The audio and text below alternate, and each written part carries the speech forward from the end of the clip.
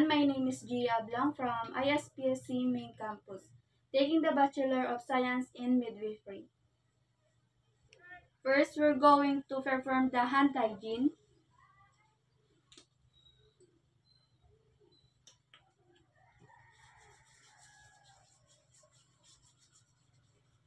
and the gloves.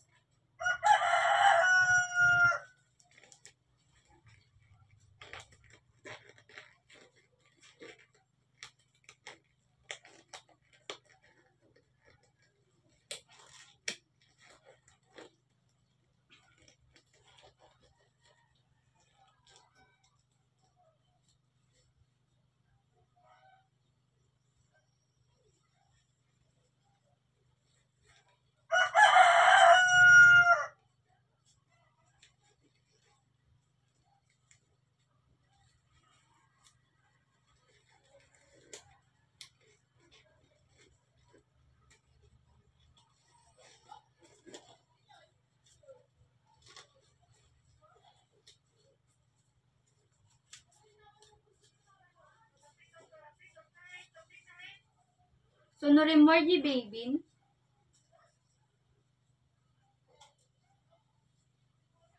I-dry 30 seconds.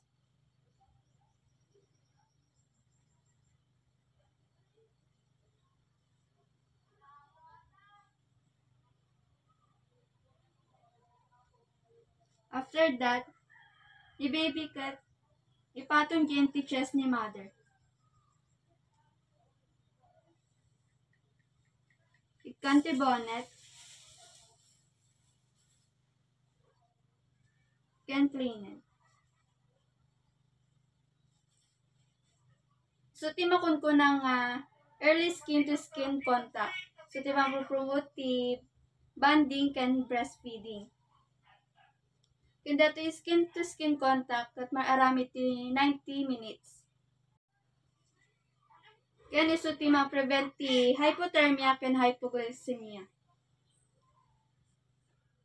Next is the properly cord clamping. Ipatong lang ni baby.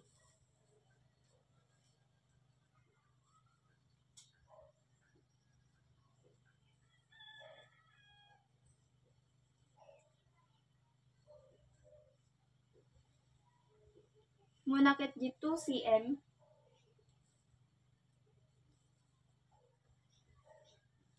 You may kadwa ket 5 cm.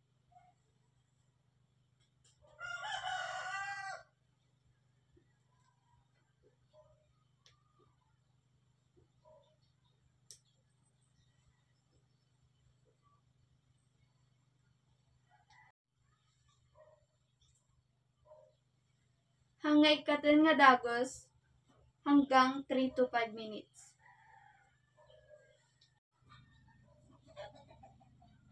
Agusar ti sterile scissor.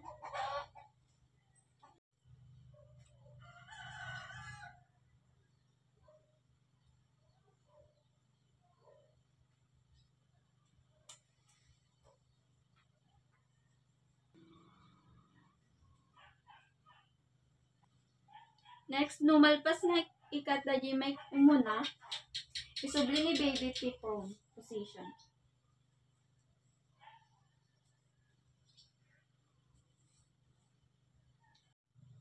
After that, alaan di measure kan kilos di baby.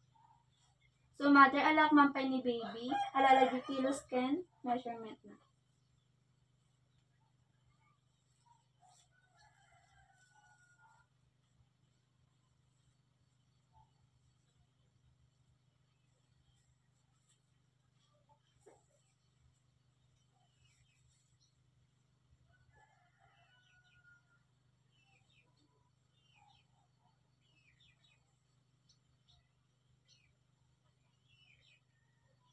Malpas nga ikilos ni baby, alaan di measurement na.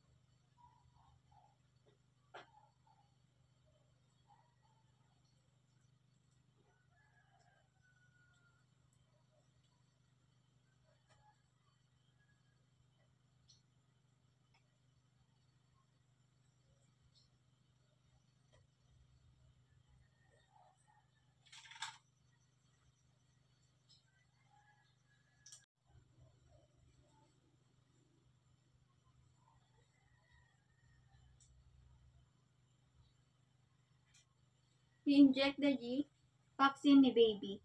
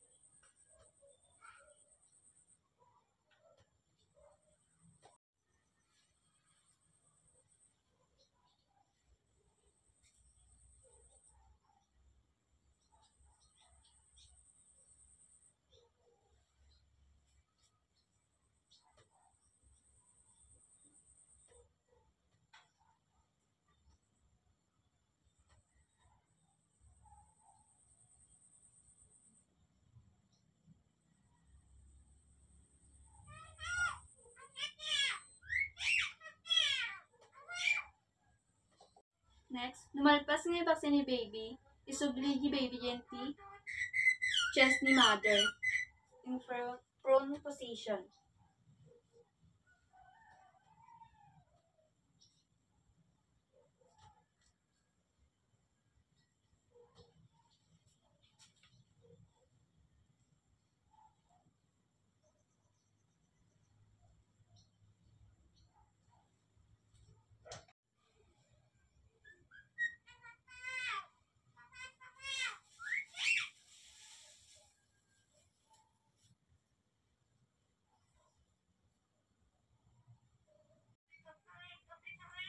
So, mother, nalpas di procedure, then madipay lang padigusan ni baby T within 24 hours. Then, orahin siya lang ng room yun, ma'am.